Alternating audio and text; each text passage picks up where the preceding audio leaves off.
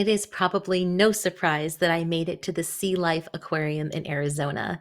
Here we have a sea turtle being looked after and one in the tank swimming along with the sharks and the fish. It went away and went into an area that I couldn't actually see, but then it came back, and I think it wanted to get its good side because it started off looking one way and then switched its face so that it could see the other way. It glides along majestically.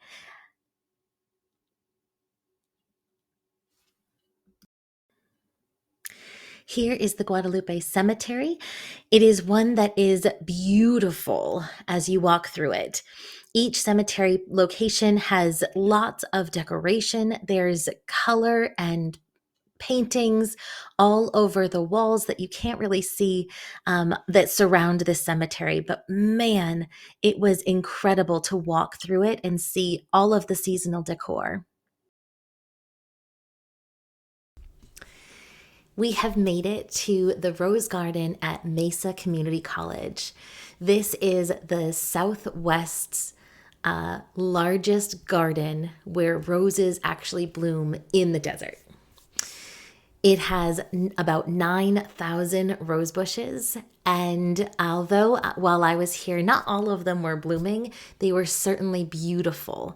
This is a partnership between Mesa's East Valley Rose Society and Mesa Community College, and it was begun in 1974.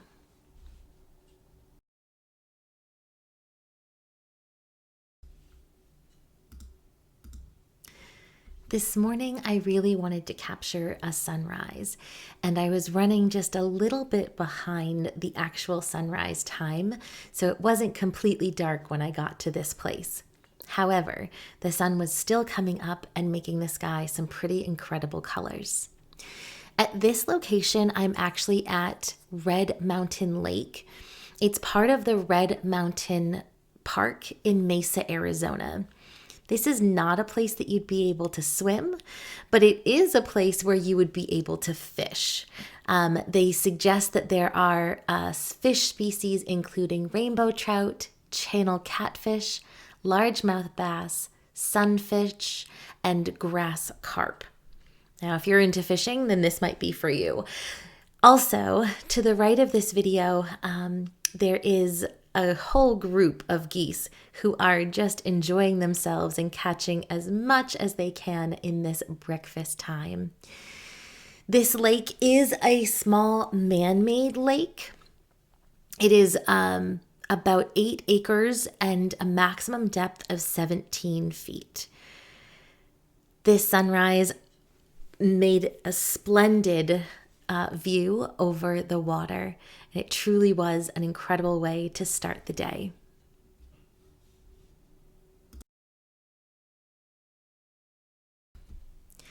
After a pretty busy day, I did have an opportunity to explore the area just a little bit more. So we see that there are mountains surrounding the city, which is incredible. They loom high and large and look like you could probably just get there within a couple minutes, and yet it does seem to take a little bit longer to actually get to those mountains. Also, there are plenty of cactus in Arizona. So I did have a chance to check these cactus out.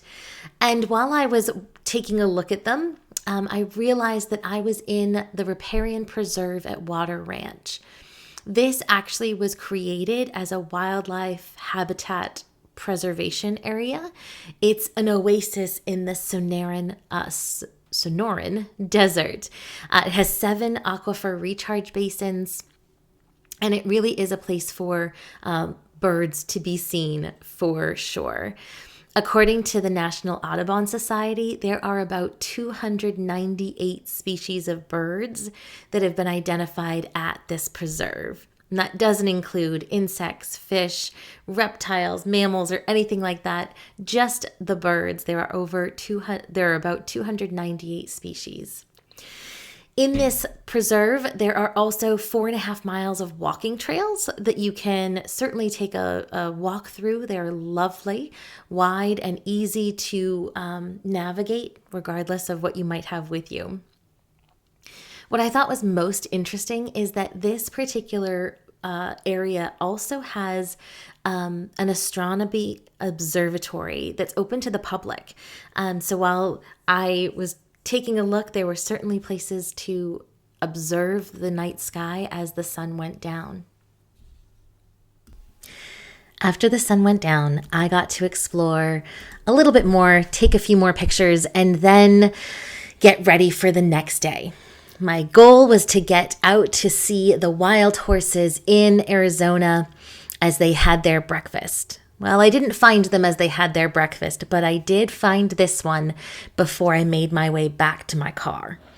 Though there are railings here that look like the horse is actually inside a contained area, the railing actually is outside of where the parking lot is. So it's actually protection for the horse to not get too close to the cars. I was so impressed by this horse and its majesty as it just explored its own environment and enjoyed the morning. What an incredible experience. So today I learned that these are saguaro cactus, and those holes you see inside, oh, that bird might be going into one.